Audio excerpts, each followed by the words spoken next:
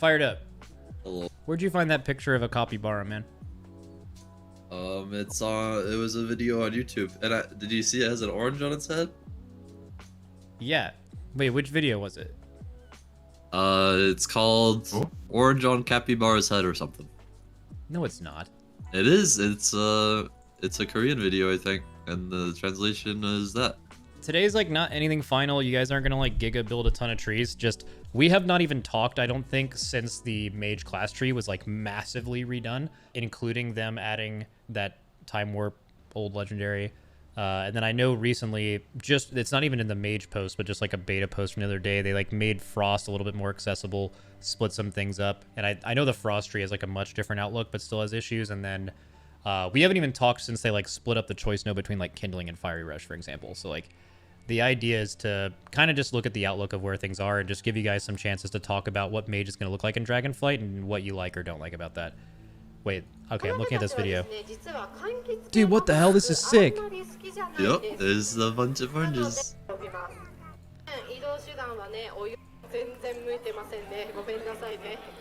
He puts it on his head eventually. Yeah, he does.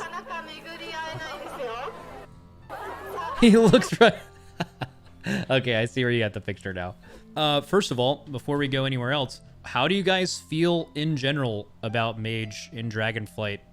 From where we were to where we are now, just based off their talents. Design, forget tuning.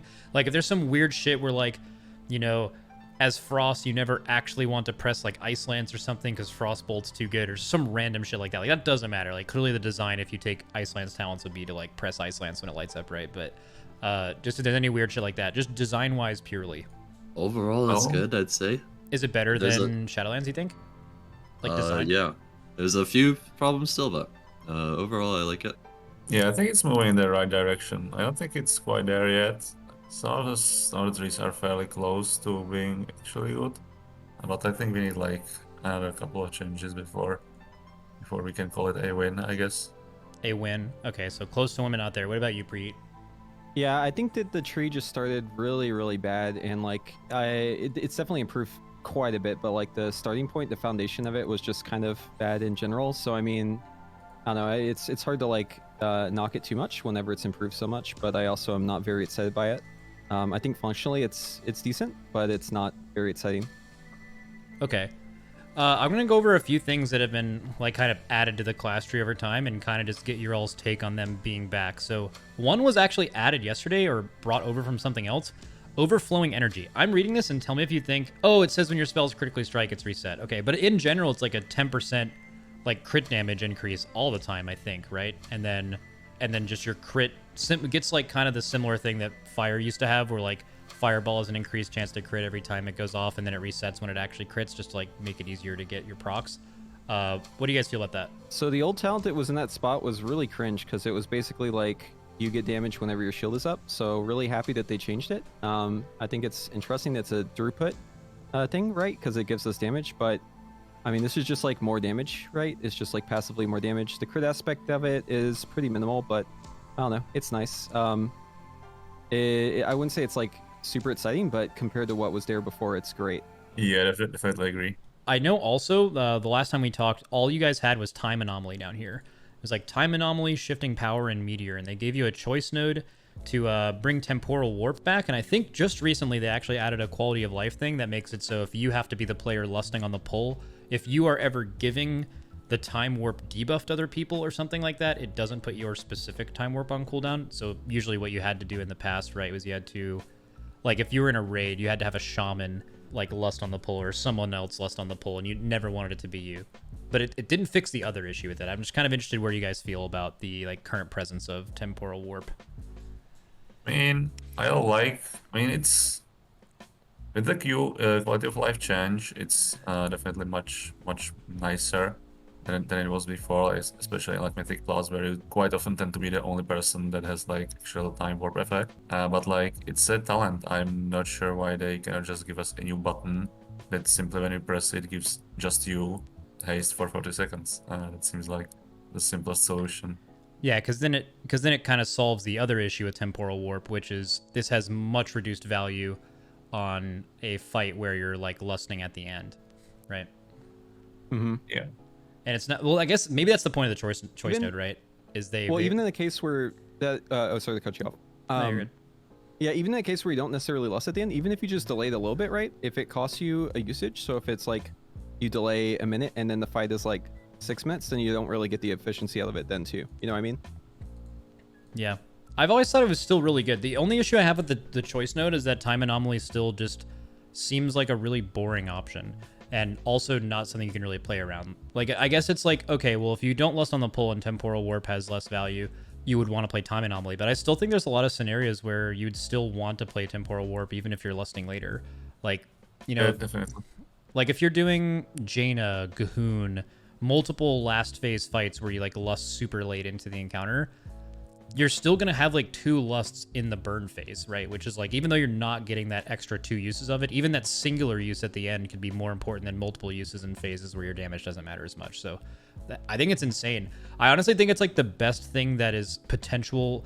Like mages have been super good for a while, but I've noticed that like at the end of BFA, they were very stackable. Like I think you brought like 4 mages to like the last 2 raids, which I don't know if you're going to stack many classes to 4 again with how many like buffs there are now to have in your raid, but like I think this allows mages to be stacked maybe more than they have previously, because like you just kind of have a movable personal lust to fill a spot. You know, if you have to burn something at like a random time, or if you're, you know, you have like a combust come up and you need mages to carry a specific thing to die, I feel like temporal warp is more of a thing where like mages get a ton of value by bringing more of them because you could have them handle specific jobs. Yeah, no, I totally agree with you, Max. It's like a very nice tool, especially like, I don't remember what boss it was, but I remember Henry like swapped to it to show off like the burst during a certain window. And it's like, yeah, if you have 2 lusts back to back, so it's like a minute 20, you can do like some serious burst if you find those 2 and just like have cooldowns rolling. How do you guys feel about the capstone level of this tree in general? I know some issues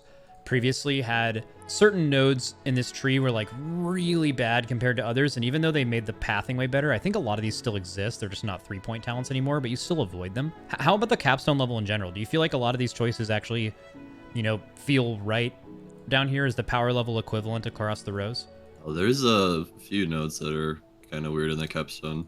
Yeah, there's some stinkers down there for sure. I think the one that stands out the most to me is, well, there's 2. It's like shifting power on the frost side. Not really sure why it's like over there with the frosty boys. But that one is just not very good anymore because you don't have the conduit for it. It's still decent, but you know, you're missing the conduit. The efficiency is what made it that good. And then you have meteor, which is also kind of good, but just kind of feels, I don't know, kind of weird, kind of lackluster. I would really like, Nori, your idea for like the defensive speed down there. I really wish they would do that. That was such a good idea. Yeah, I co-sign that as well. If I remember properly, it's just have the capstone level of the class tree be choosing between Greater Invis, Cauterize, or Cold Snap, right? Yep. Yeah, that is a turbo banger idea. You can never have Was all that? 3. Yeah, that's what it was, right? I'm pretty sure that was it. Yeah, that's what it was. Yeah. So it's like basically all 3 mage specs have access to 2 of any 3 of Greater Invis, Cold Snap, or Cauterize. And at least just off the top of my head, I think you'd play Cauterize X in a lot of scenarios, but I think the non-Cauterize option would actually be very usable. There's like a lot of choice there. Yeah, there's a ton of choice where you would, all 3 specs would play that. And it would make sense with them splitting it. Like, you mentioned that it's with the Frosty Boys. It doesn't make sense, but they're not going to do anything else because they want it to be symmetrical, and the right is clearly fire and everything lines up. The middle is clearly arcane and everything lines up. And then it's just like, we want shifting power to be there, so it just kind of has to be on the left, and it's blue, yeah. Yeah. Yeah, there are also some talents which are like, they still haven't done anything about flow of time, which is like minus 2 seconds of 25-second cooldown of Shimmer, as the 20% barrier recharge, which only works when you don't need the cooldown reduction. Yeah, that still exists. It's a little weird to me that they got rid of the not yet implemented one that kind of did the same thing, but they left the barriers in there. At least you have some other kind of cool stuff, right? Like I'm a big fan of the blast wave and the volatile detonation, the new one. That shit slaps. Oh yeah. Oh yeah, where is that on the tree actually? It's over, oh, right here, Blast Wave, and then the node under it, which you actually even have the points to get now, where before it was like super cursed to actually really think about getting any meaningful utility. But yeah, you guys, and this is actually pretty significant because I think Blast Wave with the volatile detonation trait is it's Shining Force, right? It's the same Yeah, button. it's basically that. And Shining Force is gone. So the only thing in the game that will function as Shining Force used to is the untalented into the knock-up Thunderstorm. It is high explosive trap from hunters, which is obviously infinitely more precise to do. Like as a hunter, you'd have to like trap a target and then high explosive it. Like that would be super weird. Shamans have to run there on their own, which they're much slower than mages. But mages now have, you know, the ability to cast displacement after you blink. You have the ability to alter time. You have multiple charges of shimmer. And you will be able to like get there easier than any other class. So it's possible that any previous iteration of Shining Force is just going to be replaced with mages this expansion, and it's all 3 specs. Yeah, and it's like the slow on it too is like the cherry on top, because like I put this on my keybind for Frost Nova in dungeons because I just like instinctively press that whenever I pull aggro, and it's just so sick. Like getting aggro on a bunch of mobs, they're all running to you. You just blast wave them to get flung all back to the tank, and they're just slowed to oblivion. So yeah, I mean, it's just like one of the best talents I think we've seen in terms of utility for mage. Yeah, it's kind of on the other side as Ring of Frost, which obviously has always had its uses. What about Ice Nova? Is Ice Nova something that other specs besides Frost are using for any kind of damage increase now that you guys have more access to the tree? So Well, now that Shatter doesn't exist for Fire and Arcane, I don't think it's going to be a big deal. well, Yeah, I will say probably this, like, yeah, so you don't have Shatter, right? But it is a low mana cost ability, and it actually does pretty decent damage. I think it might be bugged, because I'm pretty sure it's supposed to be, like, square root scaling on additional targets, but right Yeah. now, it just hits everything for full damage.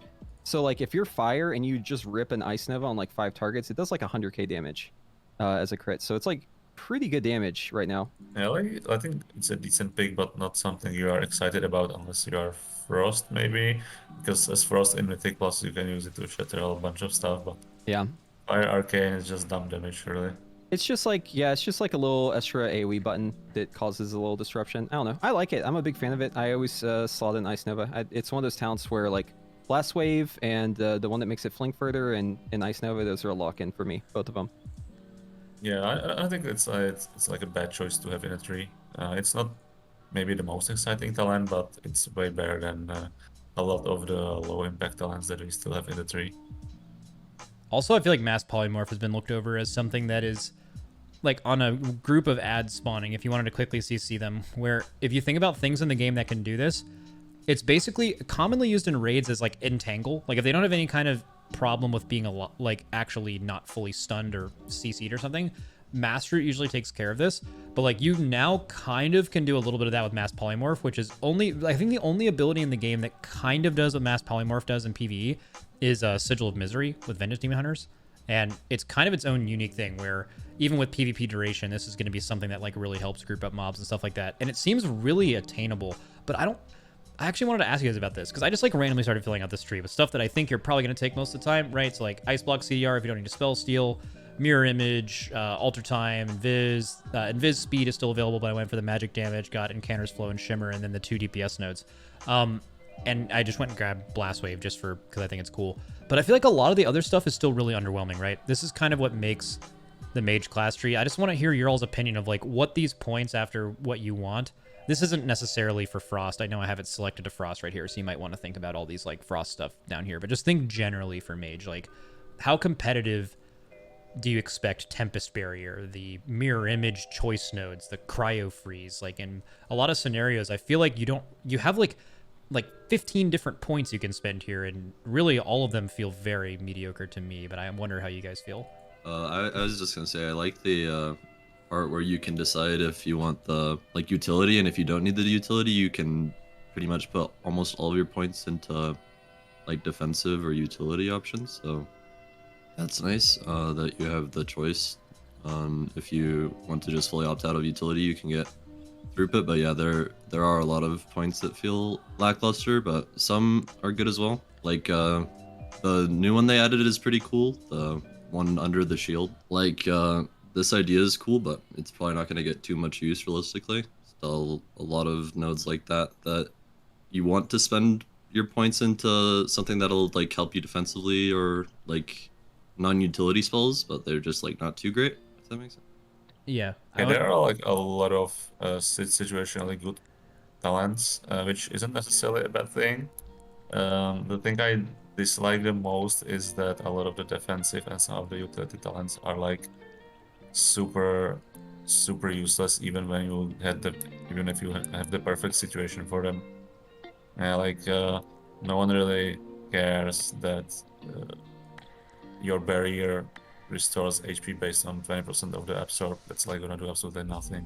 Yeah, or your barrier cooldown charges 10% faster while the shield persists. In like the capstone level, it's just pretty intrusive. Like, even if you don't necessarily want Dragon's Breath on a fight, if you're going down to get displacement, it's just kind of cheaper, and it also opens up the opportunity to get Meteor. So when you're making like capstone level decisions, a lot of the times you're not investing in things you want. You're taking like the path of least resistance to get around stuff that's bad, right? Yeah, and it's, I mean, like, there's a lot of points in this tree that are very mid, right? But then there's also, like Firedup said, like a lot of defensive ones. They're also mid, but like at least you get the option there. I feel like we have a lot more freedom now with this current tree, since they made the changes. In like deciding exactly what you want, even if the stuff that you're picking isn't very strong. At least you get to choose it. At least until you get to the capstones. Yeah, I like a lot of the decisions. Like look at this. Like right here, you get Encounter's Flow, you're always going to get it. They identified that it needed to be in a better spot, or Rune of Power, or whatever, this choice node. And then if you're going down to Shimmer or something, you're always going to select. It's like 3 things. You're probably going to be able to make a use in most content out of either slow, mass polymorph, or this. So it's like you only have to pick one. So it's not like that big of a deal. You have access to all 3, and then that can path you down. And if you're Frost, you want to take some of this stuff over here. But either way, you're already, as soon as you get Shimmer, you're instantly able to get basically the only 2 things you really, really care about in this tree, and then everything else is just based on the scenario. Like that part is good. Kind of my only point was that, you know, a lot of the stuff is situational, and you'd love to have not have the opposite problem where you're just slamming a bunch of points you hate to get throughput, like with the previous one. But just like something to look at. Like I still think like this choice node with mirror image is so strange. Like neither one seems great. It seems like it's trying to copy a little bit of what other defensive nodes have been like with Astral Shift, or with aspect of the, survival of the fittest, where the choice node is basically like, do you want a stronger personal, or do you want it to like come up more often? And I think outside of PvP, I don't know how much either of these really gets any effect at all. Yeah, you just don't pick that one. Yeah, and I feel like that's bad. I don't know. Yeah, I know, I agree.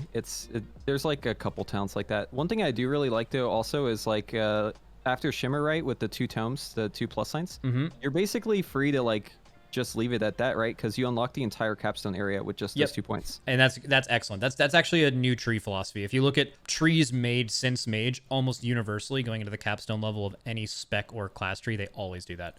Where it's like the 2 things in the middle give you access to all of it instead of the straight line like a few of the old ones still have. Yeah, I love it. So let's talk about the capstone for a second. So let's just, you know, not any particular spec or anything, just kind of very generally. So we need 3 more points to go down. Let's just get like the Invis thing, get the Blast Wave thing, and then you need 1 more. Let's just grab Ice Nova, I guess. So now in like the capstone thing, I want you guys to tell me like where you go generally, but I think most of the time you're doing this. You're spending 4 points. Yeah, definitely. Just grabbing Temporal Warp and Greater Invis is just like a generic. I don't think this is an accident. I think a lot of newer trees have actually prescribed the idea that like they understand you're in the capstone level. There are some things you're just always going to get and want, and I think they kind of doubled down on that. I do not think they view Temporal Warp and Greater Invis at the same power level as like Meteor and Dragon's Breath or Ice Ward and Shifting Power. I think it's intended that you just select one after this, basically. But I wanted to hear your all's thoughts on like in what scenarios you would go after you get these 4 points. For raiding, you definitely want to get the blink thing. The displacement? You can get that for free, basically, if you get any 2 of the choice nodes. And most scenarios, you're probably going to want Meteor. Okay. There might be a situation where you want Shifting Power as Fire. I think that's generally what it's going to be. And then you can, if you have a few leftover points, I really like the node you just had your mouse over. I think that's a really cool this one? manipulation. Yeah. One's pretty sick. Wait, so casting, what is this? Casting all these abilities for each spec, reduce the cooldown of your loss of control abilities. What is that? Is that Blink? No, Dragon's like Breath, CC. Frost Nova, Ice Nova, okay. Dragon's Breath, Mass Polymorph. Oh, that's super good. I'd say the biggest Sounds one's really definitely, fun from Plus. yeah, for Mythic Plus, the biggest one definitely Dragon's Breath, and they also increase the cooldown on it as well, so that helps to kind of bring it back down. Nice. And then I think the only issue is like kind of the power level of this compared to the other ones. Like you're never ever going to consider taking accumulative shielding. Yeah. And then Ice Ward is very situational, but certainly has its place. I do want to mention one thing which is kind of neat, is that no matter which two capstones you select, you can still get to every other talent apart from the third capstone. So if for some reason you want to pick, let's say, Meteor and Time Anomaly or something, you can still get to, let's say, Freezing Cold, which is kind of neat. Yeah, definitely. You just have to not take displacement, but yeah. Yeah. So far, just general class tree things. Sounds like there's a lot you guys like. It feels pretty good. A lot of your powers in the spec tree. I think they did a good job, like, kind of mixing the ideas for both. Just, I think if you guys had to point out, like, a couple of problem nodes that just 100% need to be addressed, they don't make sense with other things on the row, or you feel like they're just kind of bad in general. If you guys had to select 3 as a group. We haven't heard from Sergrand. You got added to the call. I don't know about you. Tell me about you. Hey, I do a lot of the theorycraft work for Arcane. Okay, you're an arcane genius then. Beautiful. Hello, Sergrand. Hello. Hello. Again, three nodes you guys think exist on the mage. You guys are happy with a lot of them. 3 nodes that you feel like are in the wrong spot or should be removed or changed. Anyone can go. I'll go. I've seen a lot of negative feedback about Meteor in particular. I don't think anyone's really excited to use this button. I don't think it feels very good, rotationally, for Arcane at least. So I would really like to see this capstone go. Okay. And I wonder, maybe that's a broader conversation because you have mentioned that like shifting power has some viability for like Arcane, I think, like kind of pops off, but then for the others it's like really dependent on the content you're doing. I wonder if just the philosophy behind Meteor and shifting power could be changed a little bit.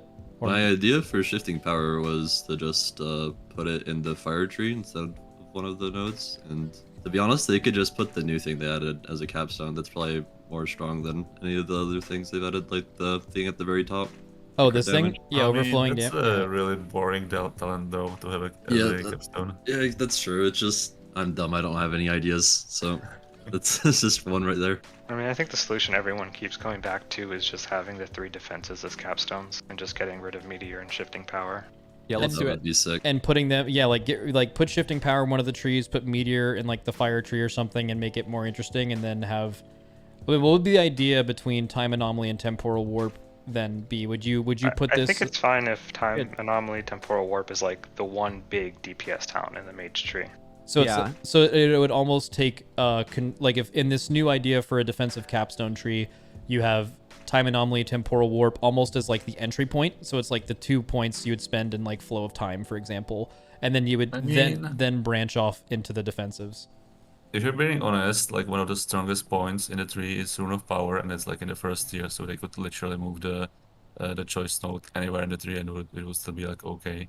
Okay. Yeah, I think that like it's totally fine that like the middle is so strong, right? Because if you look like in the middle of the tree, it's all the good shit. It's like the new talent, you got Rune of Power, you got Shimmer, and then down below you got Greater Invis, you got, you know, the Lustring effect. So like I feel like that middle row is actually fine just being overpowered. Like running it down mid just seems like kind of what they want you to do. Yeah, just put the other defensives somewhere in there. Just, you know, get rid of shifting power Meteor like we said, and maybe put those down at the bottom. That way, like, you're like always kind of getting G-Invis, and then you kind of have to pick on the fight, like, oh, am I going Cold Snap or am I going Cauterize, you know, for whatever situation. I don't quite like it because that really restricts your choice. Like if you're forced into a DPS talent in the middle, and which like forces the utility you take at the end, it's kind of like the same issue we are dealing with right now, right? Yeah, I think there should be like you should just have like free choice to pick 2 of the 3 defensives and put let's say the time anomaly into the tier 2 or something, like just under shifting power, not shifting, shimmer. They could also just literally swap Greater Invisibility and Time Anomaly, and then that solves the problem, right? Because you wouldn't be able to get a third capstone, so... Yeah, the only thing that... Yeah, I guess you're right. Because, like, in this scenario where on the left is... Because this is Frost. On the left would be Cold Snap. On the right would be Cauterize. And in the middle would be Greater Invis. You could grab... even if you wanted Cold Snap and Cauterize, but not Greater Invis, you could still grab Time Anomaly. Yeah, okay, I see that. So that's just an idea. So I was actually surprised you went with the, like, total capstone idea. I was more focused on, like... And that's a good conversation. But, like, what on this tree, what other nodes do you think they should be aware of that feel the way that accumulative shielding feels, if you had to point any out? Oh, the mirror image one for sure. The one that's the choice on their mirror image. Yeah, that's garbage. Yeah, you guys I feel like it should be noted that like choice nodes are usually really attractive because like as a singular point it just has so much range. It could be two totally different things. But the fact that you're completely ignoring both of them and they both have a similar downside. I think also you guys mentioned diverted energy as well, right? Yeah. And then the last one is not as egregious, but the one that's like below Ice Block to the right of Spellsteal up there, I feel like that one's also kind of dog. Yeah, okay. I think this one's a little bit better than the others just because it's on demand. Yeah. But I agree with you. Like it's going up against Ice Block getting a 40-second reduction on something you need to path through, or if you wanted to save points for whatever reason and you didn't need that on a specific encounter, you could grab Spellsteal for Path of Least Resistance and just spend less points, right? So I feel like it's that kind of doesn't make sense. I completely agree. And then Also, Good. I would like to mention, like, have a honorable mention for Improve Frost Nova, which is plus 2 seconds on Frost Nova. The plus 2 seconds they nerf Frost Nova by.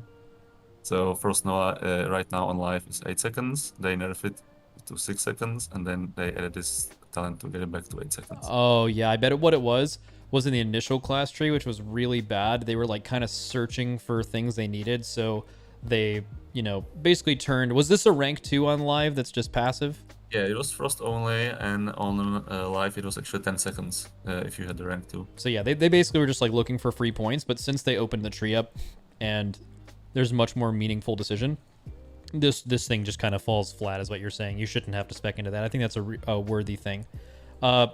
Overall, I want you guys to just kind of have some thoughts. So you guys have all expressed the preference to have defensive capstones in here and move basically all this shit except for time anomaly and temporal warp out to be much more interesting and super fun to play around with, and you'd actually choose those things pretty uniquely in different spots.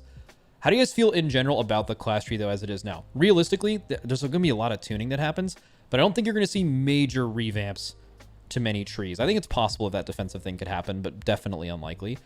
How are you guys with the right now worst case scenario? You're going into the expansion with the class tree looking something like this. What is your all's happiness level with that? How close is it to being good to go, barring any major bugs or things? I'd be happy. I think it's okay, right? Like it could be great, right? But it's good. It's not bad. It could be great. You're okay with it basically. Okay. Yeah, it's mid, or I guess not mid. It's a little bit above mid, but I don't know. I once again, like, I feel like we almost got cursed by that first iteration of talents. Like, they set us back so much that even improving it this much still feels like, okay. For someone who has spent a lot of time looking at every class tree, while I think some of your points on the class tree are super weak, like noticeably weak, even compared to some of the other classes' worst points, I think your overall tree provides decent decision making, access to a lot of utility in specific fights, and the ability to get stronger in a fight where you don't need Curse, Spellsteal, or Slow, or something like that. And I think overall the choice is good. The power level isn't great, and then the capstone's a little underwhelming, but overall I think it's like good. I think if you went into the expansion like this, it would not mean Mage is uninteresting. It would not mean Mage would be hard to bring to any real PvE content, at least. And I also think mages are going to suffer a little bit because of this reason. I don't think any other class in the game has had it like Priest, but I think Mage has very strong PvP consideration with stuff like that. Like, in fact, your defensive idea for PvE, I feel like would probably rub PvP in potentially a negative direction, or at least be potentially powerful enough to really scare off Blizzard developers from doing it. And I don't think there's anything to really point to and be like, man, PvP is hard fucking us, because really Priest is the only class where that's definitely happening. But I think that might be something they're thinking about. So it's just a little unfortunate. Yeah, my response to that is always like, we have the technology to change how your character's stats are and like how your abilities do damage in PvP. So like any balance or adjustments that need to be made can always be made afterwards, specific for the PvP players, and then us PvEers can enjoy the class, a better version of the class essentially. Yeah, I feel like most people would feel that way. PvP and PvE are just like different universes. All right, let's move off the class tree for now. I think we have a general idea. One thing that was changed a ton, and at least as far as I've been aware, I'm not even gonna really go through the tree one by one. I just kind of want you guys to talk about Arcane. I know there's a lot of hype around this. Orb was initially a huge problem. They moved it up. I know they gave you way more points to move around to the tree. They just recently made Mana Gem, I believe, get its cooldown changed again. How do you guys feel about Arcane? Just right off the bat. I'm getting a lot closer to being happy with it. It's improved a lot in the last couple of iterations. It does still have a couple of problems that I think really do need to be addressed. Okay. One of the things you said just now was that we got more points to play around with. That one is actually not true, and that is one of the big gripes that we have. Is most of your choices in this talent tree are really at the capstone level. A lot of your points, almost all of them, are really hard locked in the first 2 tiers of talents. Okay, can you actually illustrate that for me? Can you fill out 20 points on this tree absolutely. alone right now? And then we can kind of look at those decisions? Sure. Arcane Barrage, Missiles, Orb and Clear Casting, Surge, 2 points in Arcane Missiles, 1 point in Tempo, Arcane Power, Cleave. So here's one problem right off the bat. If you look underneath Arcane Cleave, there's a talent called Resonance. Mm-hmm.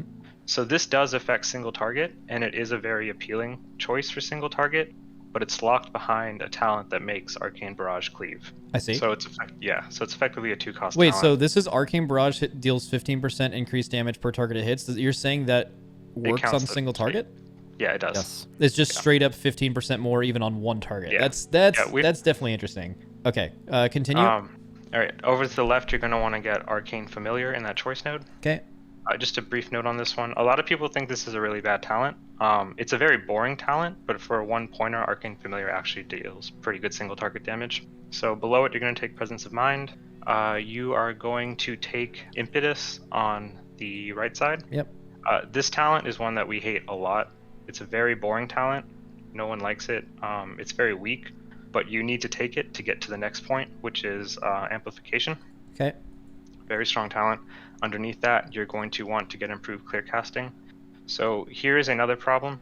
We have just spent 3 points to get clear casting to where it needs to be. So you're saying Really like Arcane Mage's playability is really only viable or doesn't feel bad when clear casting can stack up to 2?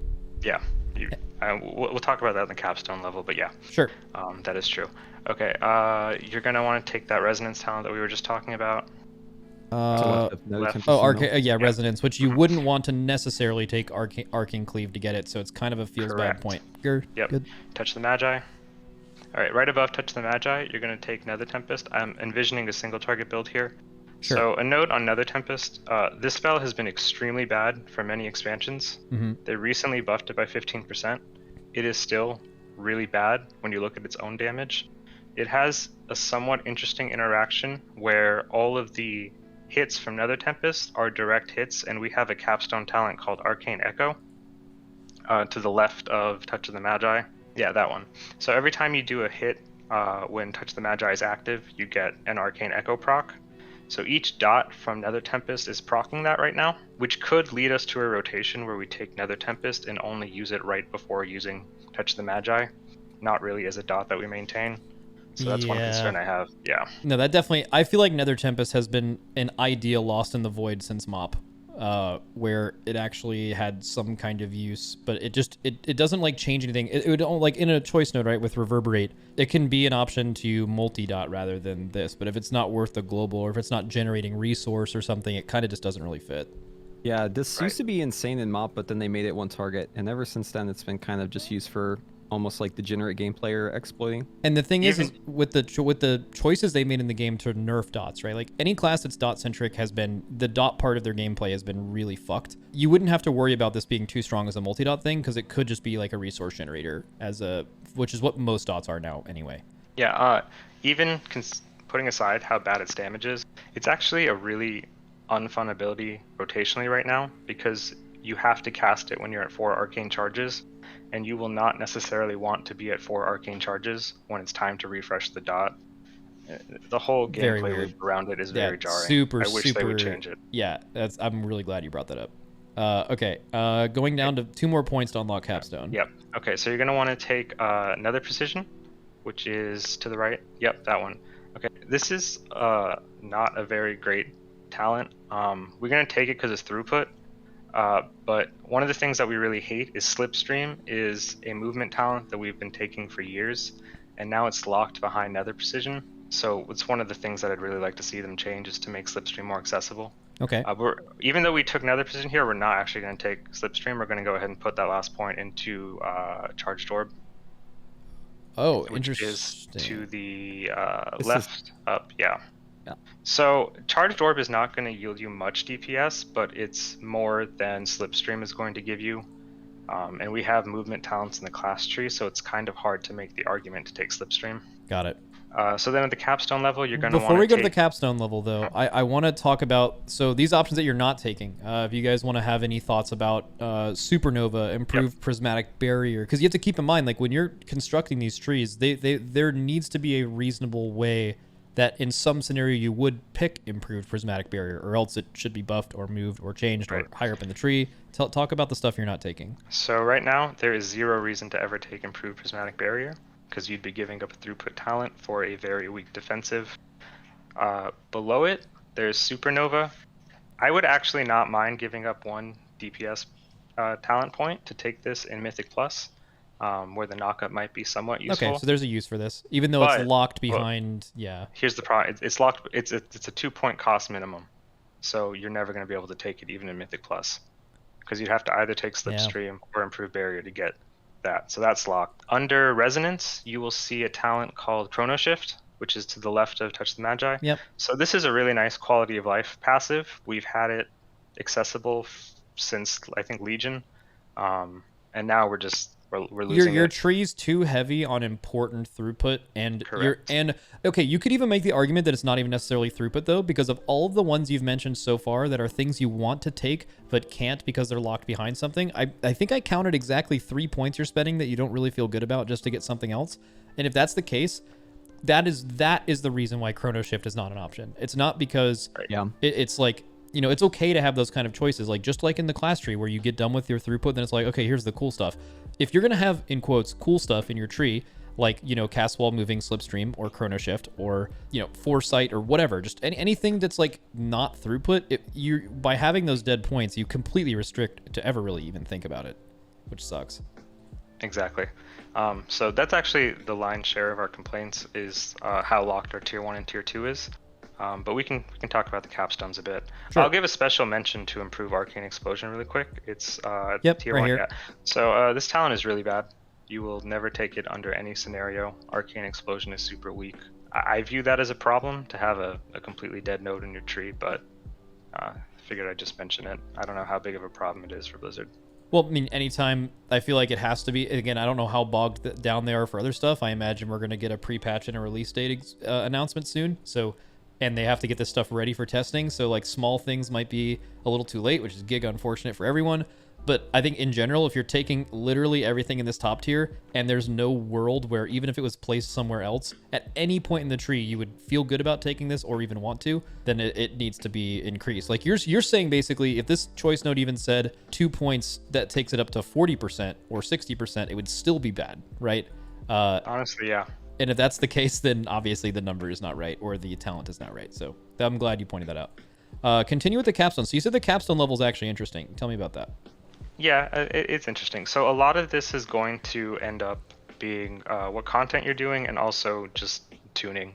But we do have a lot of viable builds. I'll go ahead and talk about Radiant Spark really quick, because I know that's the primary playstyle we have right now. Sims may show this to be different than what I'm saying, but as of right now, I'm pretty certain that this is going to be a talent you take specifically in funnel situations, but it's not strong enough to be our general pick. I think a lot of the playtesting on the beta has shown that to be true. Yeah. Of course, tuning will change that, but personally, I think that's a healthy place for Radiant Spark to be. I agree. What's not a healthy talent is all the way to the left, Evocation and Siphon Storm. Okay. I don't predict many builds that don't take these. They are very strong. Do you think they gave you font on purpose? I feel like that was like a pretty iconic playstyle at the end of BFA that so many people did, and with them bringing things back into the game, I don't think it's an accident that they basically gave you guys font. This is actually the 4th expansion Siphon Storm has come back for. It was a mage talent in MoP. Yep. It was an Azurite trait in BFA. It was a legendary in Shadowlands, and now it's a talent in Arcane. I don't think this is a very popular effect. I don't know how many people really like to have to channel Evo for 6 seconds to get DPS. I think that's true with it's much Oh, sorry. It's No, you're much good. better if you have Slipstream. I think the issue here is that we don't we don't have Slipstream, right? And like having to channel and evocate constantly for your little maintenance buff, like you did in Mist of Pandaria, because it's kind of like the same idea, right? Without Slipstream, just feels like incredibly bad. And also, I feel like you have a lot more sample size on this because everyone used font in Eternal Palace, I think, and even some people in Nyalotha. That was part of the Mage Infinity Stones, Fire Mage at the end of BFA, and that, like most people didn't really like that was a thing. Like double on use, as powerful as it was like kind of cringe, you know, like that, like it doesn't feel great to do. And a lot of other specs that used it and did similar things, definitely, it wasn't like great gameplay. It was just strong, right? Right, and you're in a similar situation here. This talent is very strong, so I think you'll always take it. Moving on, Enlightened is the point to the right. You will probably always take that. It's a very strong one-pointer. To the right of that, you're going to take Arcane Echo. This is probably my favorite talent of all of Arcane. It's a callback to the... Prophecy of Fear. Prophecy Hellfire of Fear, Citadel Trinket, yeah. And the good news is I think in Mythic Plus builds, you're going to see this being used a lot for multi-target damage. It actually does really good multi-target damage even now if you use a lot of clear casted arcane missiles into it. The problem we had in Shadowlands is we just didn't have enough tooling to really make that work because clear casting is a very random proc and it's a lot of ramp and prep to get to that point. But with the recent changes to Mana Gem, I think you're going to see this a lot in Mythic Plus. Speaking of Mana Gem, if you go all the way to the right, they recently announced in the change notes that Mana Gem was going to be a 90-second cooldown. That's really good because now it lines up with their cooldowns. So you're going to take that and you're going to want to take Cascading Power. Cascading Power is the reason that you're going to take Mana Gem. Really what we've been hurting for a long time is on-demand clear casting. And that's what this gives us. Oh, sick. Yeah, I do have some problems that I want to bring up with this talent. First of all, on the beta and PTR right now, it's actually not a 90-second cooldown. It's still 2 minutes. I hope they'll fix that. From looking at spell data, it seems to be a bug, but I'm sure they'll fix it. Another big issue that we have with this is that it's an item. So you conjure it, it's an item. In the class tree, there is Shifting Power, which reduces the cooldown of all mage spells. Because it's an item, it doesn't work. Correct, yeah. So that's kind of a That big... is very interesting. Okay, that's actually really good feedback. I will make a note to like highlight that. That certainly shouldn't be their intention. Yeah. I think a lot of people just want it to be a spell. One of the other reasons for that is because you cannot... So if you use 2 charges of your Mana Gem and you have 1 left, you can't recast Conjure Mana Gem to get the charges back like you do with Hellstones. You have to actually physically delete the Mana Gem and recast Conjure. Can I interject real quick? Yeah, go ahead. Yeah. I'm playing Wrath Classic, and it doesn't work that way on Wrath Classic. Like, how Yeah. we've lost this decade-old technology. Yeah. Beautiful. Also, I feel like this looks really cursed. Like you're talking about your choices in the capstone tree, and what I'm gathering is the stuff you've kind of talked about right now is not necessarily a choice. You've kind of gotten through the stuff that feels really good, and really the stuff after this is going to be like Funnel with Radiant Spark, or where you go for scenarios. Yeah, it's where pretty you're much Orb Barrage for Mythic Plus, Radiant Spark for Funnel, or maybe Arcane Harmony for single target raids. That's a lot of usability in the capstone level, and that's good. I just think it's super weird that you take both Evocate and Conjure Mana Gem for sure. I feel like it was almost intended for these to almost be a choice node, which it isn't. But like, it's weird that you take both. Yeah, I mean we're the quintessential burst spec in this game. So if you give us things that empower our burst windows, we're just kind of going to be forced to take them. Okay, so you said Mythic Plus, you're slamming these last 4 points into Prodigious Savant and Orb Barrage. Where's this last point going in a Mythic Plus scenario? Probably Bombardment. You would change tier 2 a little bit for Mythic Plus, but it's not a huge deal. But yeah, this capstone level is what I'm currently thinking Mythic Plus is going to look like. Yeah, so I've played this in Mythic Plus. Dude, the 2 charges of Orb with that Bombardment talent is actually insane. If you have a bunch of mobs get like 35%, you just like barrage them all right, and then you just immediately Orb Barrage, and the damage is absolutely insane on it. It's interesting because really it'll scale higher on higher level keys too, because like that combo will probably like be very ineffective on lower levels too. So like the higher the keys go, the more powerful that interaction is. Well, so there's really I see there's not like you wouldn't really take Illuminating Thoughts, and then you said in like a funnel raid scenario, you're dropping what exactly for Radiant Spark and the other point? You don't have to get rid of all of it. I would get rid of Orb Barrage and Prodigious Savant, I would take Radiant Spark, Harmonic Echo, and then I'd probably drop the Mana Gem talents. Interesting. Yeah, and then I would go down to Arcane Harmony. Okay. You're gonna be one short, so you need to give up Bombardment. Probably. You may give up Echo, you may give up Bombardment, you may give up Enlighten. There's like, you're probably gonna want that Arcane Harmony. We'll let the Sims decide which of these. But any of those three, got it. Okay, actually, really like that. So very different build based on the scenario. And then you said single target raid build would probably involve what? So no Radiant Spark, and then you would Radiant Spark. You would take the Mana Gem talents. You would take Bombardment. And... sorry, not Bombardment. Probably so this last point, I'm still not sure of. You're either going to take Arcane Harmony, or your last point is just going to go in Radiant Spark without the following talent. And the reason you would take Radiant Spark here, even though you don't have Arcane Harmony to empower your barrages, is because the spell that replaces Arcane Power, Arcane Surge, is a very big hit. So it may just be worth it to increase that damage by 40% on single target. I see. Okay. Yeah. Dude, that's actually, I want to... All the mages, I mean, how has this felt now? You've played it a bit on beta. Arcane Surge versus old Arcane Power. It's their idea. The same thing they were trying to do in BFA, where they added a GCD to everyone's like cooldowns, and they were like, okay, this fucking sucks. And they're like, well, you guys think it sucks, and you're right, but it's because we didn't set it up right. What we really want is we want your powerful things to be on global cooldown, but they will do something powerful to make the global feel good. Very similar. Like this is an example. Evoker's ability, shooting out pyres when you cast it, is an example, and then also the new rogue thing instead of Vendetta. So it's like clearly an idea. How does this feel to play? So in my experience, it's like really awesome, but I just feel like the cast time is a little bit long, especially in dungeons where like tanks are just running like a mad lad, because I feel like there's like a pretty high chance that you're gonna get out of range on this if a tank's moving with it, and you kind of want to like get a head start on the cast too. So I don't know. I feel like it's a little long, but overall super pog ability though. 2.5 second. I guess what else? What is Arcane Blast cast time without haste? So it varies depending on the number of charges you have. Okay. At 4 charges, it's 1.5 seconds. So Arcane Surge just kind of feels like too long. Do you guys all agree with that? I mean, you also are a class with Shimmer, though. It's a big hit, so I don't mind it too much, but I mean, I wouldn't complain if it went down. And then just about the capstone level, and maybe this is to prevent multiple capstones, but I noticed that on the way down to Arcane Harmony, concentration is... It's just weird that to get to Orb Barrage, it's 1 and then a 2-pointer and then 1, and then this is a 2-pointer and then 1 and 1. So I actually did want to talk about this. Okay. One change I would like in the capstone level, I would really like to see Prodigious Savant knocked down to 1 point. The only time you're going to get Prodigious Savant is if you're on your way to Orb Barrage. And I would really like to see the Orb Barrage build get just 1 more point. Nice. Okay, beautiful.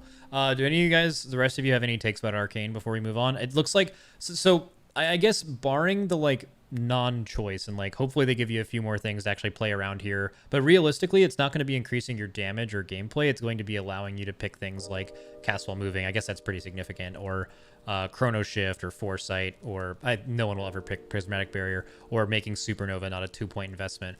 But what is Arcane compared to what it is now? What does this class look like in Dragonflight? Does it have more range to cover more kinds of fight types rather than just funnel or AoE? Is it are you actually, when speccing out of funnel or AoE, do you actually feel that power gain on single target? What is Arcane going to feel like in Dragonflight right now? I think it feels really good. I like our variety of builds. I do feel like we have the tools to do what we need. It really is just going to come down to tuning. I know we're talking design, but Arcane has just been criminally undertuned for 3 expansions, so I have to make a note of that. When was Arcane last just like the default go-to build for a raid? I'm trying to think. I think it was Uldir until I'm gonna say Fetid. Fetid and Uldir. There have been times where we played Arcane instead of the other specs, but it was never that much stronger than the other specs. Fetid was like the last time it was just generally a strong spec. That's the last time it was the best like mage spec. What I remember is that mages played Frost or Arcane and Uldir until you got to the last phase of Gahoon, and then it was Fire. And then in Battle of Dazar'alor, you played Frost the whole raid, but then again, same thing, Execute phase, the only thing that matters, you play Fire again. But then the last time Arcane was the best spec in the entire game, which that's actually pretty important because most specs in this game never actually get to say they're like the best spec in the game by far. But that was definitely Arcane Mage and Hellfire Citadel, but that was very, very long time ago. Yeah. Yeah. I I'd think also- you could make a case that in like Sanctum of Domination, it was better than fire until they buff fire. Oh yeah, I remember that. But yeah, like it's like a niche case, right? So Yeah, and that's something really good with overall mage design because you can spec something on mage and the design is intended to deal with a certain fight type, right? Like Frost has famously always been like 2-target cleave versus sustain single target. Fire has like short burst windows, and cauterize exists. And then Arcane has been this weird like funnel AoE. If the timings are right, it's super good. Anduin is a perfect example of this, where like that's like been their niche for a long time. But Arcane is probably just not seen as much love as the other two, which sounds like you guys agree. Yeah, with. and one other thing I want to say is we were talking about Raid just now, but as far as Mythic Plus, I think Arcane's been considered one of the worst specs in the game since Mythic Plus came out. So, I'm kind of hopeful that with these new tools we'll be better in Dragonflight, but I would like Blizzard to keep an eye on that as well. Sweet. Fired up. Any notes on Arcane? I think probably the biggest problem to me is just a few nodes feel really bad to take that are DPS increases, Impetus and the one below it. It's a fucking map. I feel like if they just remove those, then you could have 2 extra points. It would feel a lot better. Yeah, it's 2 extra points there, and then the also Arcane Cleave being a little bit more thematic with like being an AoE or cleave scenario and not gatekeeping single target stuff. Yep, all good. All right, moving on to actually want to move on to fire.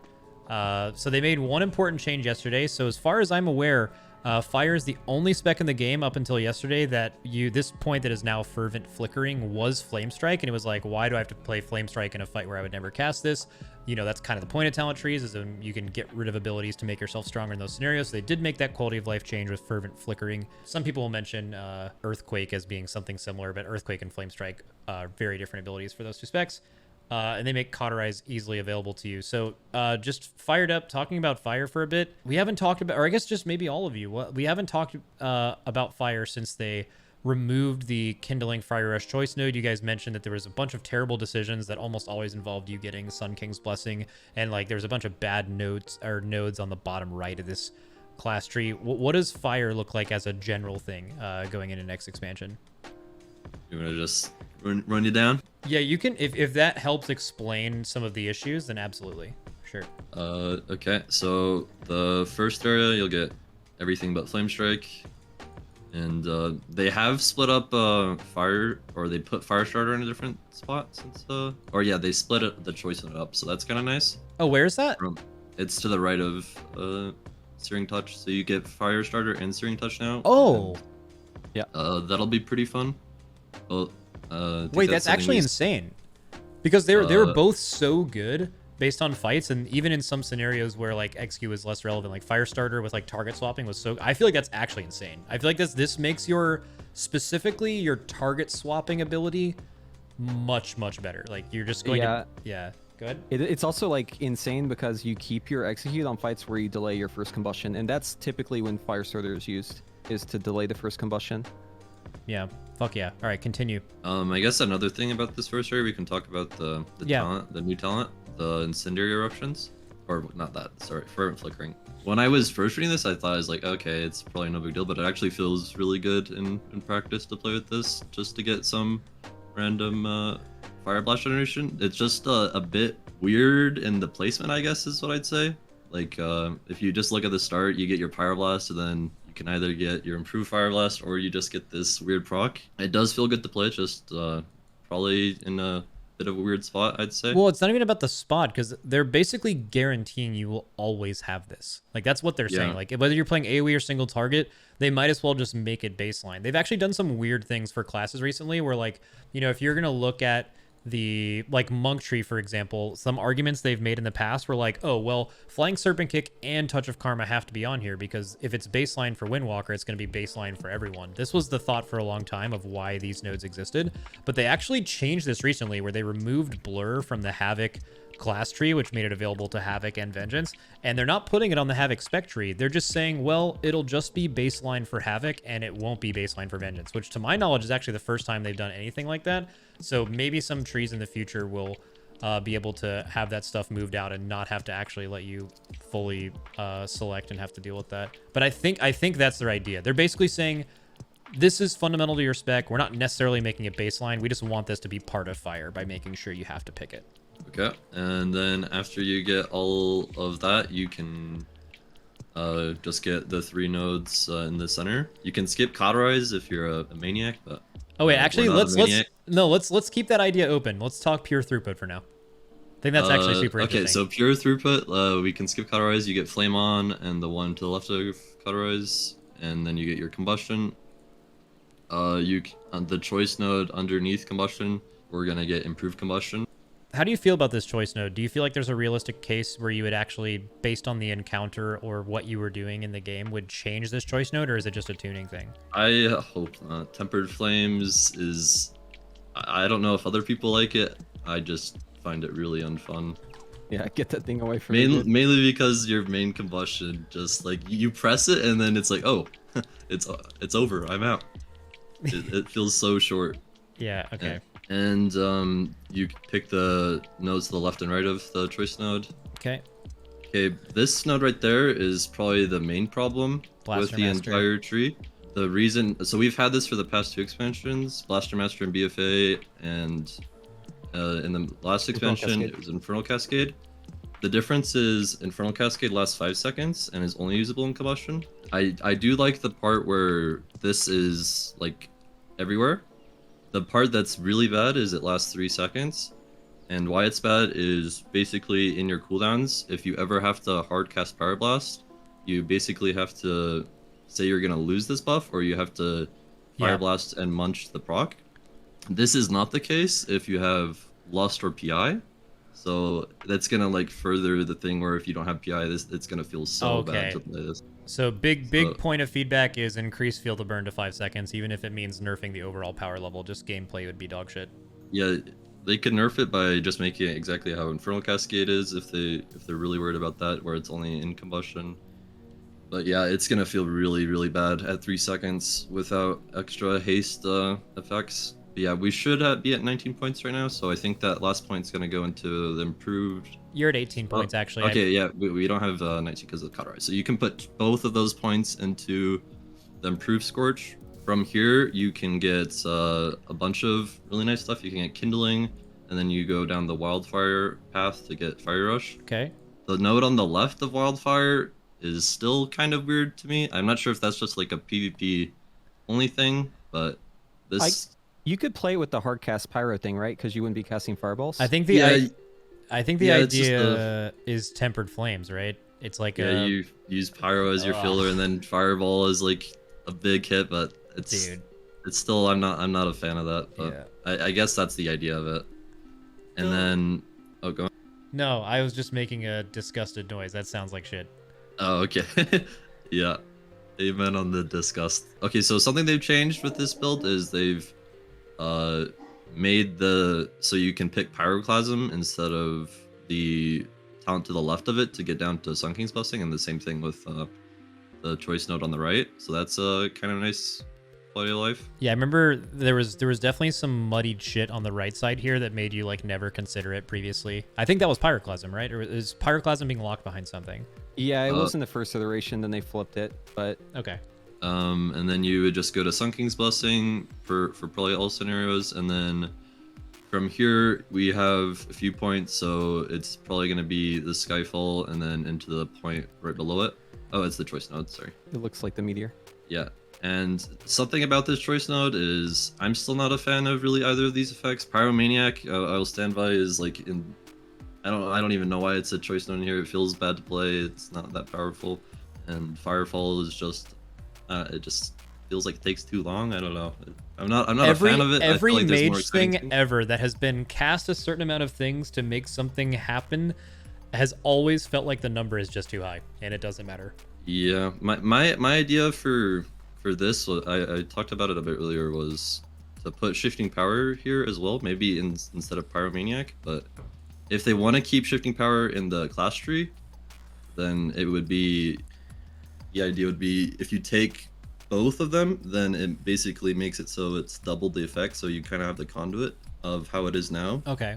So you're saying the choice and I node of feel like that would Pyromaniac is feel- either shifting power with it not in the class tree, or if it is in the class tree, very similar to like DKs being able to select both Empower Rune Weapon in their class tree and their main tree, which it gives them 2 charges. You're saying you can just make the fire one give you shifting power, or if you already have it, it will just give you the conduit effect.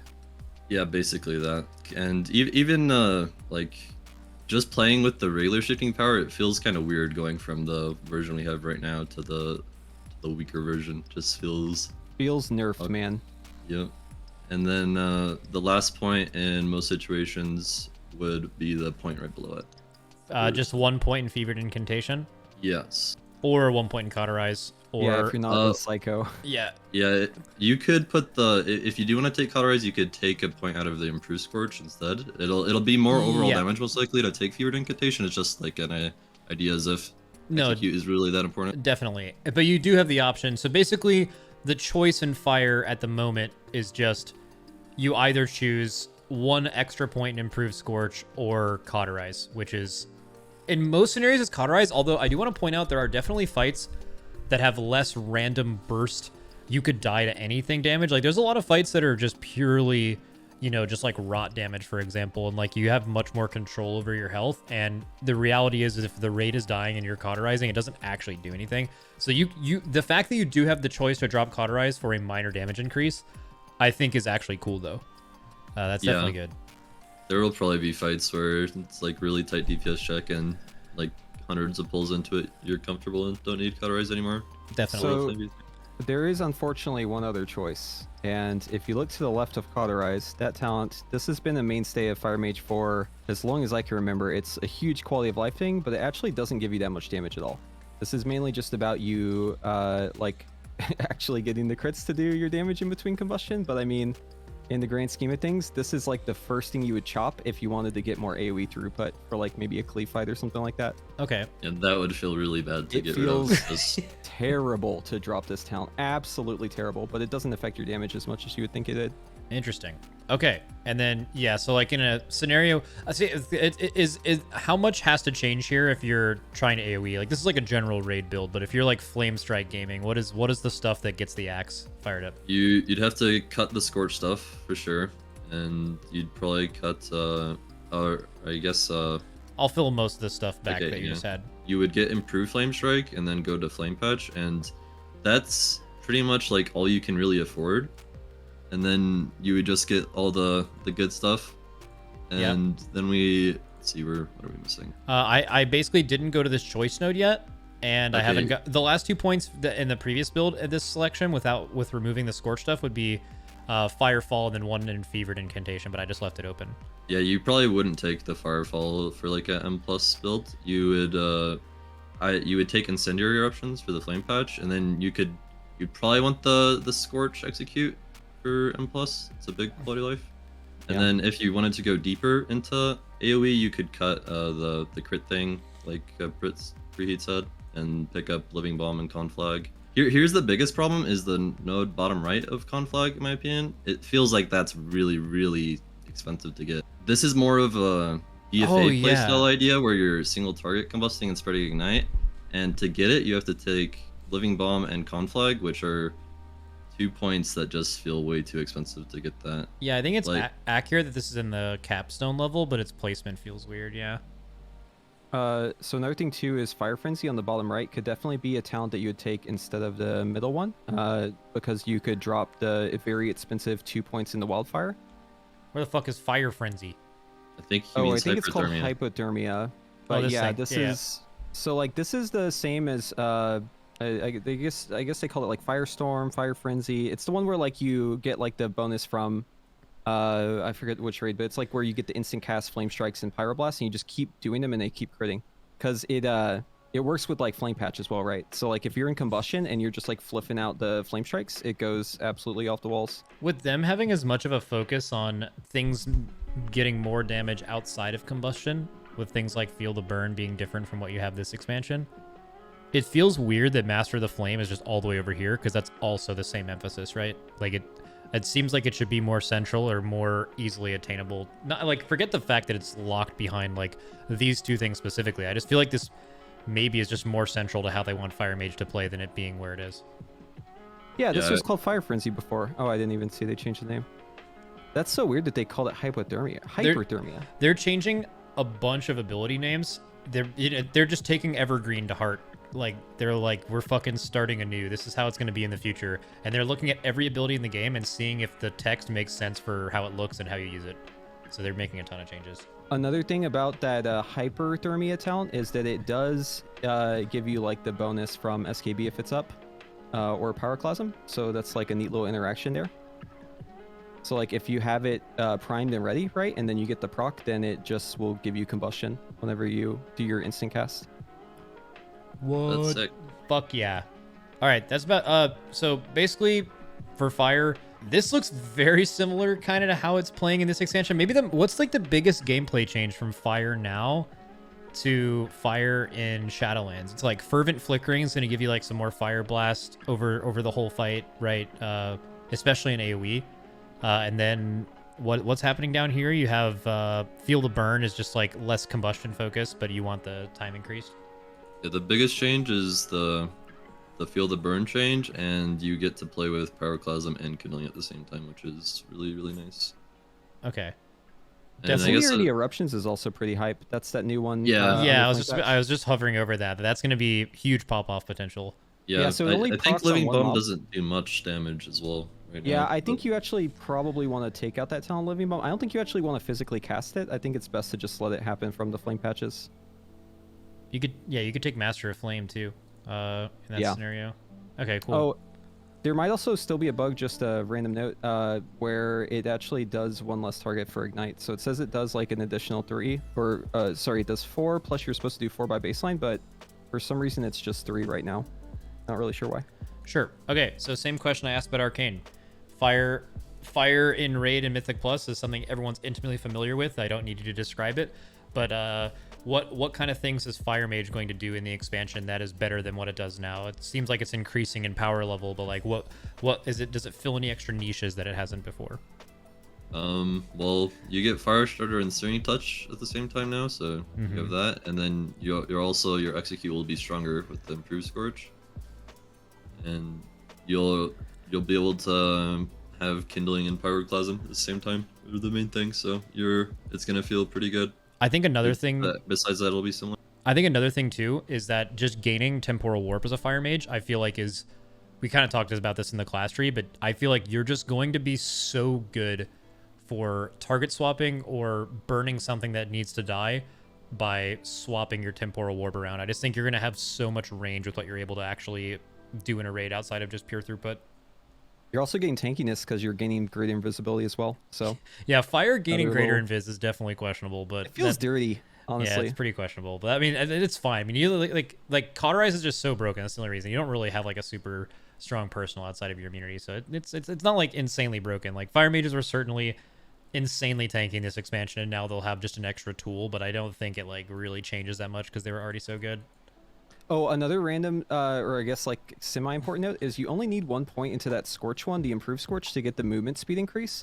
So that's actually like a pretty good option there for like some quality of life. Just putting like 1 point in there. Oh, does it not? The second one doesn't give you the movement speed, just the first. I see. Okay. Yeah, and we talked about that before. Basically, I think the scenario in single target are most raid scenarios, which is pretty often for fire. You would just like take the one in there for Cauterize. One other thing we did with Arcane, should have asked this earlier, I forgot. Are there any useless talents in this tree that are just like huge question marks? Like the stuff around it is just way more powerful and it's not really a choice. The stuff on the left we haven't really talked about much, but it feels like that talent you're on right now, I don't think there's ever a situation where you're gonna be able to afford that. There might be like an argument for the talents above it. They feel really bad to take compared to everything else. So basically all of the Phoenix Flame shit sucks. Yeah. I think And the From the Ashes one is like moderately strong, but yeah, it's just not as good as the other options. Fevered is good, and like Hyperthermia has like options. What are some others? We basically touch every other node on the tree. Oh, you mentioned that Living Bomb's power level is not really high enough. Yeah, on its you own. use this on like a Cyrodiil kind of fight where ads spawn and they die like 5 seconds later, but they gotta die. That's pretty much the use case for Living Bomb. All right, so overall, fire doesn't have a ton of bad shit. Just all the Phoenix Flame stuff feels terrible. But like also, a lot of this stuff is so fundamental to your class that like even if they made this stuff good, selecting Phoenix Flame stuff just feels like it's just off. All right, Frost Gang. This is the one I was the most excited about seeing yesterday. They split up like Slick Ice and something else, and I hadn't actually filled out the Frost Tree in a while, but when I was looking at a raid build, you, like before, to get all the Icy Vein stuff, you felt like you were just like hard strapped in and couldn't do anything else, but I was surprised at how much room you had to move around to grab stuff. Again, Frost, it seemed basic to me, but Frost in itself has always been kind of basic as far as like being the same as it was. It just seemed like you were getting all the stuff you wanted. So outside of the new Kona Cold stuff, which is cool. So I think Nornir had done this before. Yeah, I can walk you through it. So you obviously pick Icelands, you pick Frozen or Blizzard, and Fingers of Oh, Frost. real quick before you go on, remember Max how you're saying that pretty much all the classes have this gone? Frost still has it where you have to pick Blizzard to get to like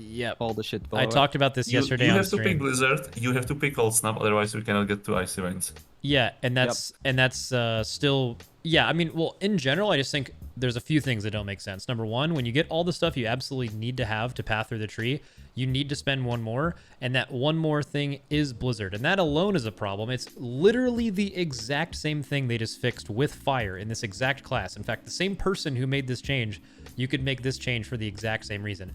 However, it's also an issue with Blizzard that you have to select it to get Cold Snap, even though there are scenarios where there are fights where you would never want to cast Blizzard, just like you would never want to cast Flame Strike. So definitely beginning of the tree doesn't make sense in that way. And then also, as a compounding third issue, you have to take Blizzard and Cold Snap, both, two things you might not necessarily need or want. It's very possible you don't want Cold Snap. And then you also need both of them to get to Icy Veins.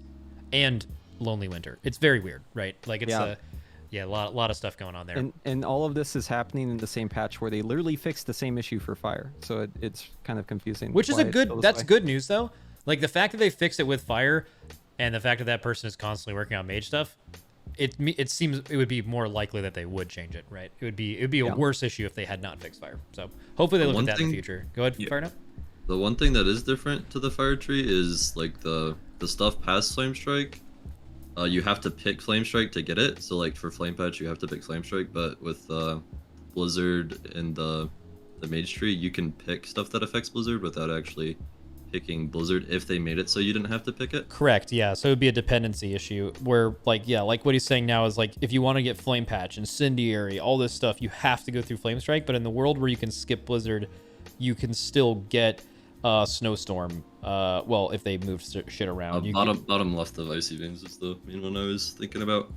The Freezing Rain. Yeah, Freezing Rain. But it's been mentioned. Now it's important to notice that you've already spent 9 points.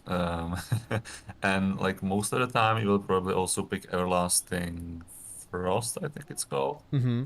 Because that's like 50% more damage than a Frozen Orb. Why not? It's good even for a single target. So we have 10 points just in the first tier.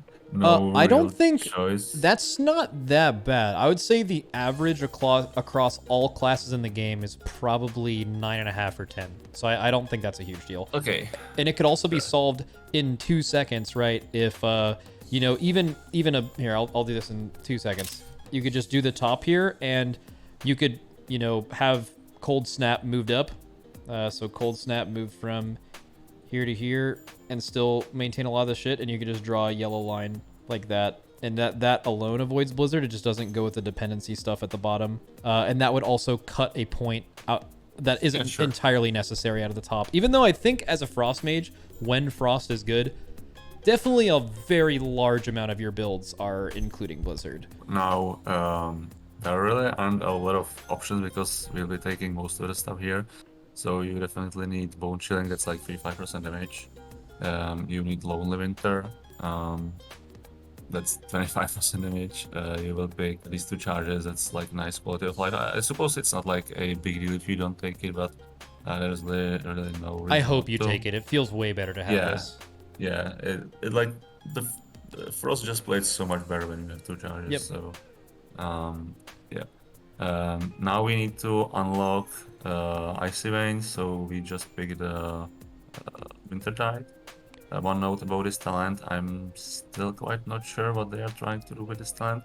Like, it has 20% increased damage on Icelands, but it only works when you like munch your procs. When you use both Fingers of Frost and Winter's Chill, only then you get 20% more damage. So it's like rewarding you Oh, for you're right. playing like shit. Fingers of Frost empowered ice lances will deal 20% increased damage only when they're like affected by flurry, basically, which is like the Yeah. opposite of what you're trying to do. That seems wrong. Yeah, I think they were trying to like give you some quote-unquote compensation for munching the perks, but it will probably end up being a reward, and you might actually go out of your way to munch on purpose just to get the extra free damage. Dude, that sounds so bad. That sounds so bad, man. Okay, so now we need to unlock a path to Splitting Ice. So you pick Flash Freeze and the 2 point under it. Okay, and now we have like, I think 2 points that there are like flex points that we can put into stuff. Not sure if it's 1 or 2. So we will probably pick like Frozen Touch probably. Okay, so we had 1 flex point. Okay, so we unlock the last tier, the capstone tier. So we just put all the stuff into Icy Veins. Like you just pick this whole thing. I love don't this. think there's really. This is so I much don't think better than there's the first really iteration. Yeah, definitely. I think there's like any scenario where you wouldn't pick this, like AoE or something like that. Then we definitely want to pick Hailstones by going through Splitting Ice and picking Hailstones. And now there's a choice. If Glacial Spike turns out to be good, you just pick Glacial Spike. If it doesn't, you probably pick something like Ice Color, like the CDR on Blizzard or something like that. It's the one under Cold Snap, the one that we didn't pick. Oh yeah, I see. Ice Color. Okay. So I think you will probably end up playing something like this. It's a lot better than it used to be, definitely. There are still some issues. It's kinda sad that while I like that you can put all the stuff into Icy Veins, there really isn't basically any choice, because now the Atlantic basically forces you into this high Icy Veins uptime where you're just spamming Ice Lances to keep your Icy Veins up all the time. Which, I mean, a lot of people like, but some people also dislike, and there like isn't any choice to not play this because you would really like, you have so many points that you are basically like required to put points into this. Yeah, it's weird because you're getting like freezing winds plus slick ice. You're getting thermal void. You're getting all this stuff that's just great, and Icy Veins is gonna be insane. But it also just means your capstone level is boring as fuck because you're just slamming all these points into the middle, and it's kind of like just more powerful than the other stuff. Even if you were to, before we like talk about the bottom part on single target, because you mentioned there's like that flex point between Glacial Spike and some of this other stuff, let's talk about like a Cleave Mythic Plus scenario before we do much more. Like at just top of my head, I'm pretty sure you take all this stuff out of here and you just go Ice Collar and Snowstorm, I assume, instead of Wintertide. Yeah, definitely. And then what changes at the bottom? There might be a change that you might or might not do. I'm not sure, like if it turns out to be good or not. But you might want to pick like Frostbite and the new Sub-Zero, or new, it was renamed to Sub-Zero talent. Not sure if this is like a good idea, but there's some synergy, and like 20% free damage whenever your targets are frozen is probably pretty good.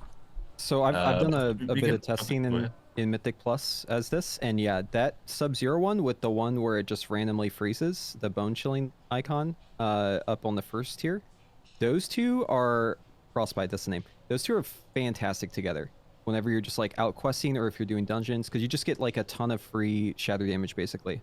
Okay. But I'll also say, like in Mythic Plus, I don't know how much you've tested like Nornir, but in my experience, I feel like the Glacial Spike 2-target cleave is just like so good right now.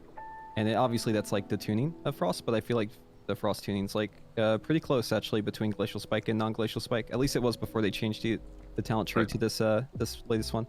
Yeah, so we can probably just unselect some points so we can talk about the capstone tier. Doesn't really matter what you do here. Yeah, Just currently we we're can 3 talk about over. it. You can just get rid of the Sub-Zero and Frostbite. It doesn't matter. Like, yeah, we'll pick it, but we'll probably shuffle some other talents. So down here we really need Splitting Ice. You need Hailstone. That's basically given. Then I think Mythic Plus is still gonna end up being like Thermal Void and Freezing Wind. So we will pick all this stuff up. I don't think there's any reason to skip Slick Ice because there's still like there's still gonna be some A lot of single scenarios target, where you're casting, yeah, and it's really powerful. and then you definitely need a Freezing Rain. And now I'm not sure, like, it probably depends, like, Freezing Rain is great if you are doing bigger AoE. If you are doing, like, smaller AoE, you probably want, like, the Glacial Spike or Cleave, something like that. Maybe, again, if you're doing big AoE, you probably don't want a Slick Ice. Yeah, there are, like, some flex points, let's call it, that you can tune to whatever you need to do in particular, like if it's small AoE, big AoE, there's a lot of single target. But I think essentially this is like the skeleton that you will run with.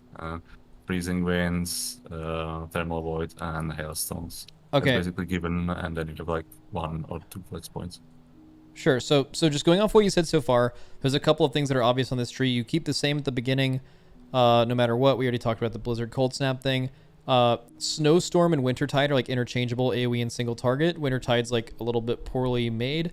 In AoE, there is some scenario for like Sub-Zero and Frostbite being really, really good, but there's a lot of ignored stuff on this tree. Glacial Assault, Comet Storm, Deep Shatter, Fractured Frost, Cold Front, Ray of Frost. Just if you guys want to freely talk about any of these and talk about the issues of them. I'll start and then I'll let the others mention.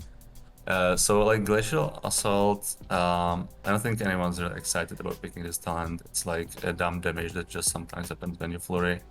Because it's random, you cannot really play around it. It's just, okay, you press a button, it sometimes does AoE. And besides, you don't really cast a lot of flurries in AoE, so you don't really care about the AoE damage. Because most of your flurries come from Brain Freeze, and Brain Freeze comes from casting Frostbolts, which you won't be doing a ton on AoE, right? So it's like, there's like this anti-synergy, where this talent is good when you have only single target, and it does AoE damage, right? So that's the first thing. Comet Storm, I think there are some scenarios in which you would want to pick Comet Storm, but it has like, when you take a look at the requirements that you need to get Comet Storm, it's a Glacial Assault, which you do not really want to take. It's Deep Shatter, which you also do not want to take. Maybe it's a 3 or a 4 point investment, right? It's either, it's a lot. Yeah, so Comet Storm is good, but it's really expensive to get, so I don't think you will realistically end up taking it. I can mention Deep Shatter. Deep Shatter is a weird talent because there are like 2 possible outcomes for this talent. Either it does nothing, which seems likely right now because essentially it's like 40% more damage on 1 Frostbolt every, I don't know, 10 seconds or 20 seconds when you shatter with Flurry for free, which doesn't really justify putting 2 points into it. Or it's good enough to the point where you cast Frostbolt after your flurry. So you do Frostbolt, Flurry, Frostbolt instead of 2 Ice Lances, and it just feels like shit. So yeah, that feels terrible. Yeah.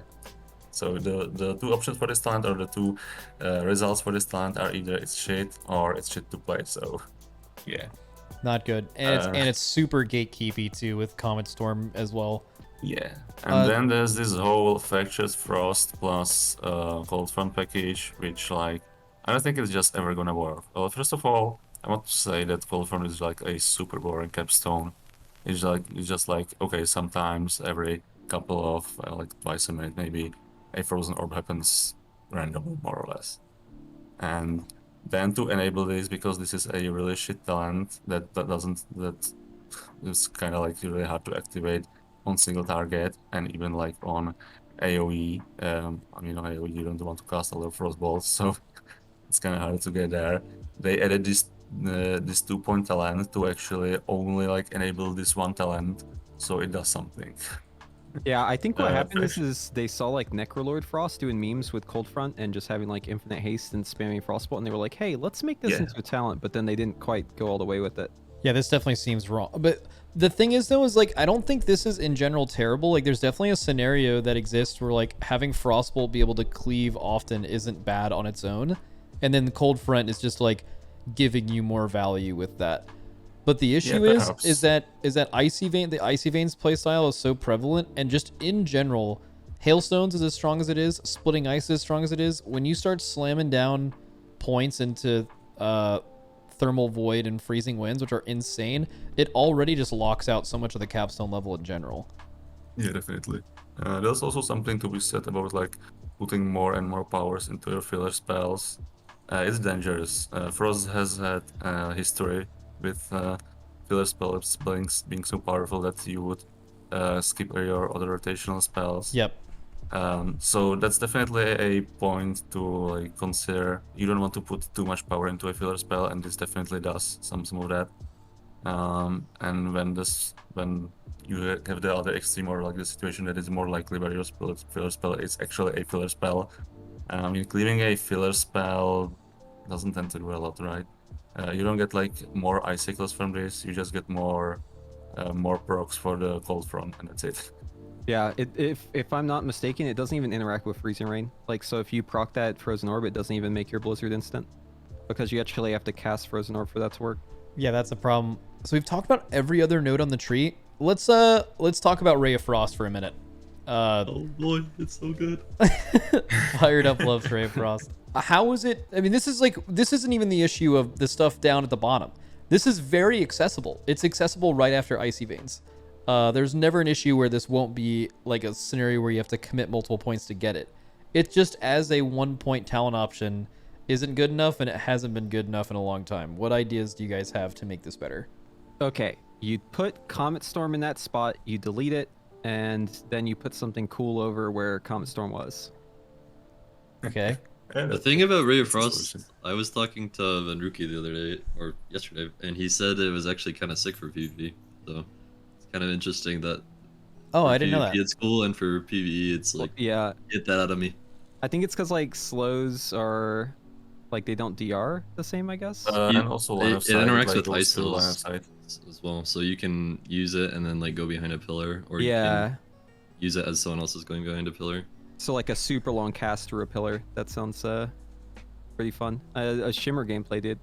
Can't do that Yeah, without I don't Shimmer. think like Ray of Frost is a horrible spell. It's just undertuned, and it doesn't feel like great. It's a 5-second channel.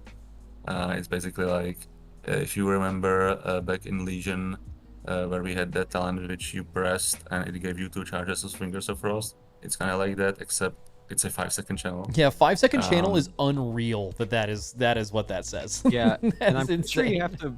I'm pretty sure you have to wait till the very end to get the second Yeah, Fingers you of do. Frost You do. trigger. It happens at 2.5 seconds in, and then at 5 seconds in.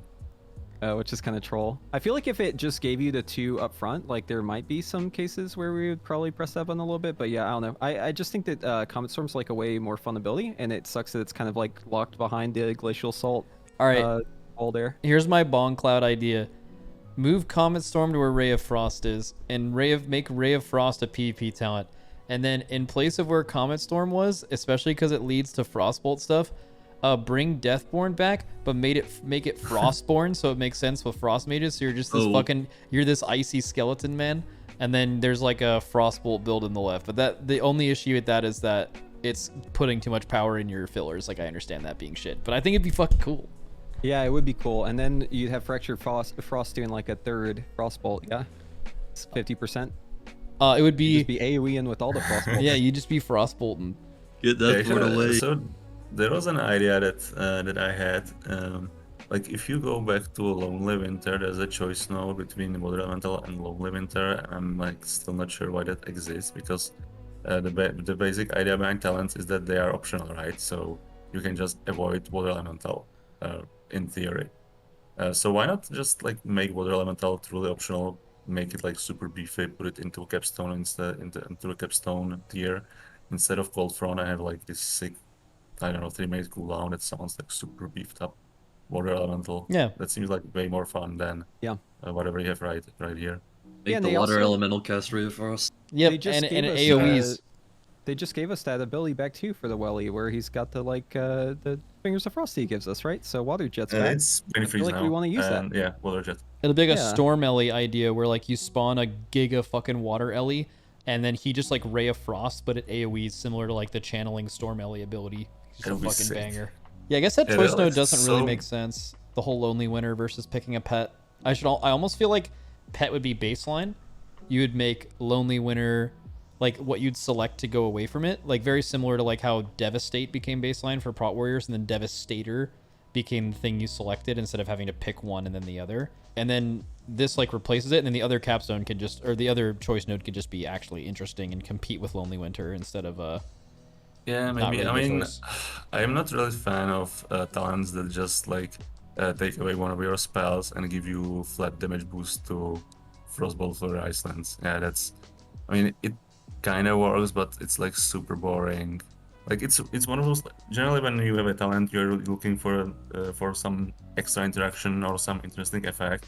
This literally would take away from your class to give you boring damage boost.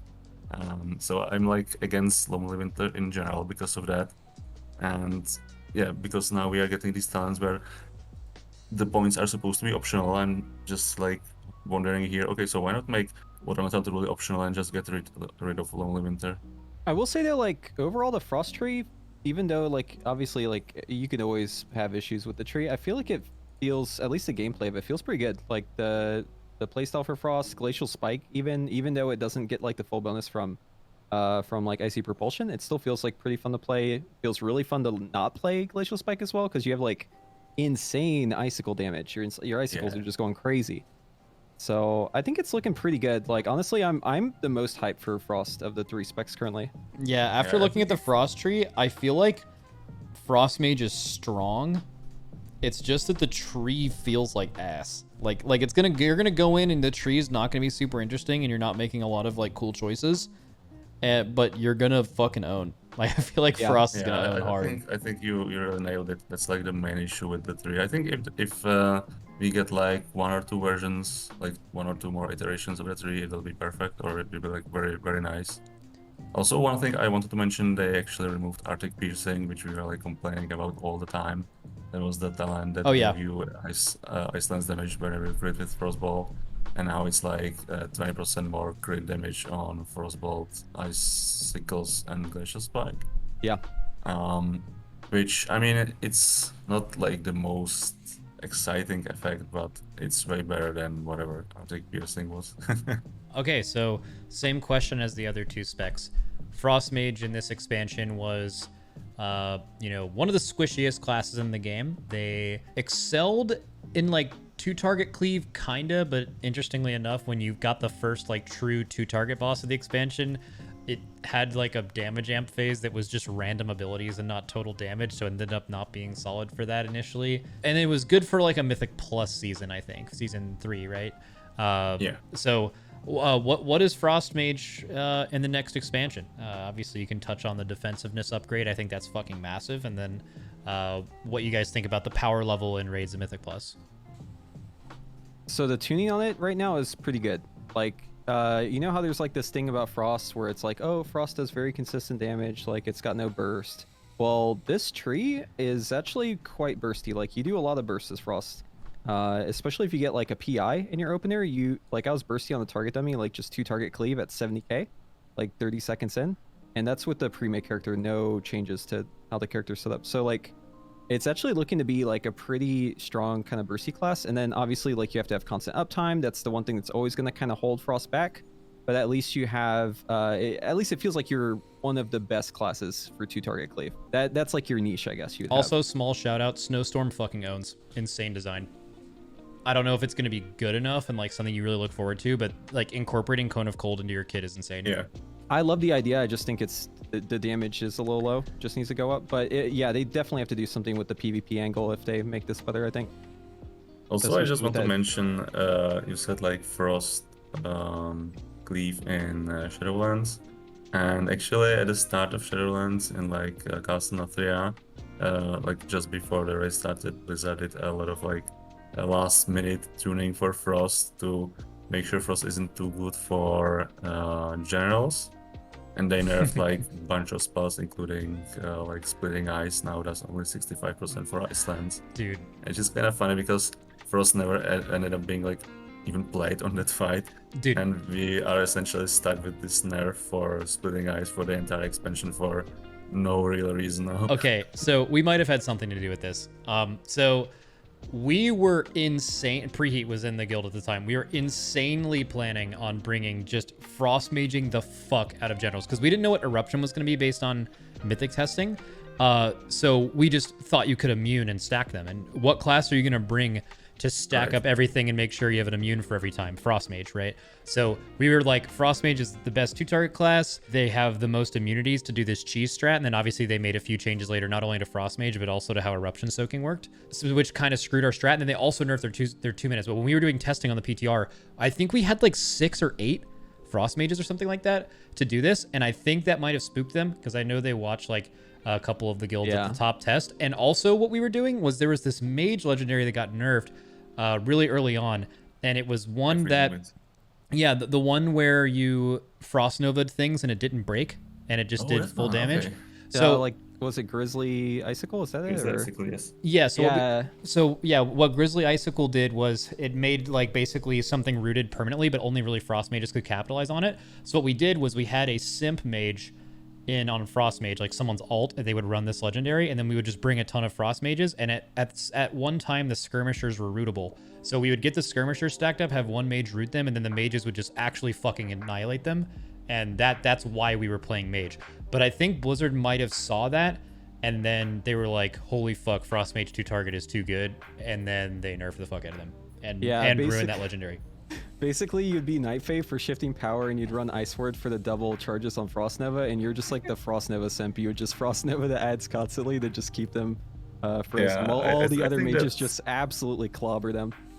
Yeah, I think that legendary mainly got new because of PvP concerns. But yeah, this is definitely it was fucking turbo broken, dude. It was insane. Yeah. We were so sad when we went in to test it like the very last time, and they fixed it, and they made those ads not be rootable, and they like fucked the legendary, and they made like some other things not work, and we were like, man. Yeah, but I really feel like they overdid the nerfs because it really hurt Frost in like a normal 2-target leads instead of like this super crazy boosted up scenario. Okay, so I have a content idea that I'm gonna do next week that involves me calling like some representatives from every class. But the idea is having you guys rank your class on a list with other classes, and the criteria is hopefully the same one saved. Very good. So you basically just list your class, not necessarily your spec. I'll do spec separately. And it's just kind of a general overview of all specs and the class tree. And I'm just going to ask you guys where you guys think this would go. And I'm not sure if I have my categories yet, and you'll have the option to change this next week, one of you or a few of you. This would be, if you had to say Ural's trees in general are good to go with very minor issues or bugs. The next one is like very close to good, like, you know, it's just a little bit worse than the top one. This one is some trees are great, some are actually bad, and then the bottom one would be major issues, both pathing and design-wise. Where do you guys think Mage stands as far as its readiness for Dragonflight? So now I think it's very good. It's very close to good, I think. Okay, I'm so still it's not like you're not like fucking let's go. Expansion drops tomorrow. Like this one is like we're fucking good to go. Like we're hard chilling. Yeah. Like maybe like one of our abilities has like the wrong cooldown time on beta, like arcane mana gem or something like that. But it's like, yo, that's obviously gonna get fixed, and like we're chilling. You guys are saying you think Mage is very close to good. Yeah, I wouldn't put anything in that top one unless it's just like you're just like so blessed, like a shaman or something. I think they're kind of blessed. But I think shaman still needs some work. But yeah, the shaman DPS specs are fucking insanely good design. Yeah.